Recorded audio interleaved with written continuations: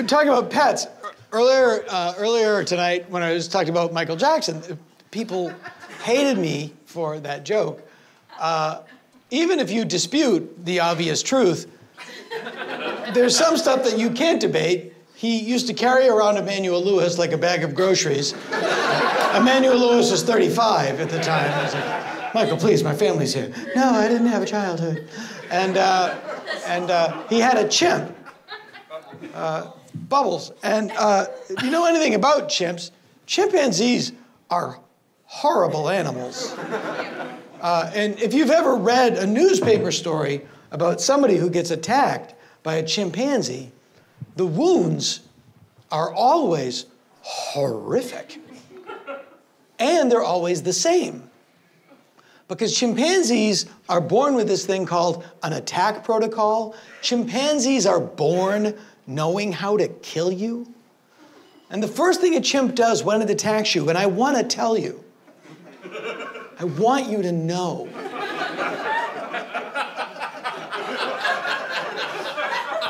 They say when a bear attacks you, you're supposed to make yourself look as physically imposing as you possibly can and speak very soothingly. The trial and error that went into figuring that out is written in the blood of campers. Bear, bear. Maresy-dotes and dozy-dotes and little lambs. All right, don't sing pop songs from the 30s. The first thing a chimpanzee does when it attacks you, breaks your jaw so you can't bite it. Then it chews your hands off so you can't claw it. And then it tears your genitals off.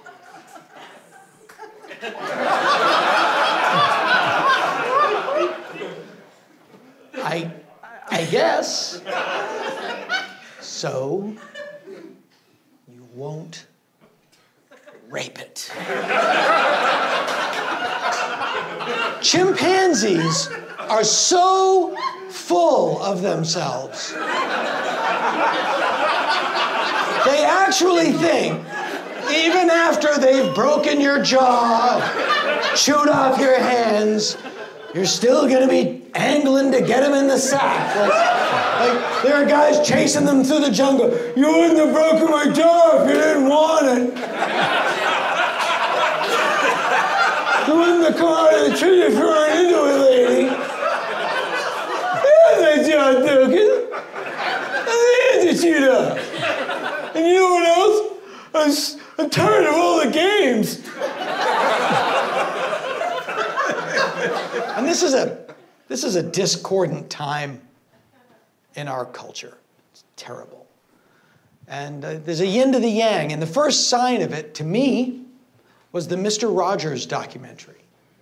I don't know if any of you saw it. It's on Netflix now. It's called Won't You Be My Neighbor? And it's amazing. The whole point of the documentary is like, he's really Mr. Rogers. That's it. He's a nice guy, and he worked really hard, and people loved him, and he had adversity, and he worked through it, and he was famous all his life, and he didn't rape anybody, and we don't know how that happened. We can't figure it out. He never became an asshole. The most moving part of the documentary is he goes to visit Koko the gorilla.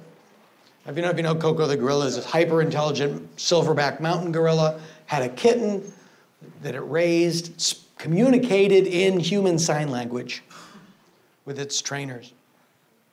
Loved watching Mr. Rogers' Neighborhood. So they arranged for Fred Rogers to meet Koko. And Fred goes in, and he sits down, and Koko comes out, and Koko is the size of a minivan. And it's just this massive thing, and he just sits there, and she comes in and she sits.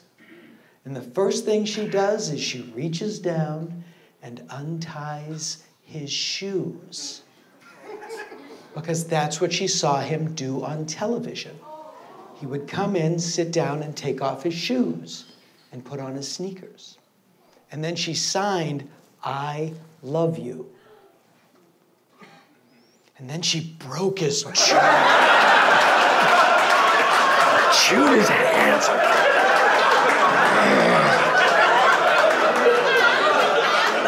It was not a beautiful day in the neighborhood.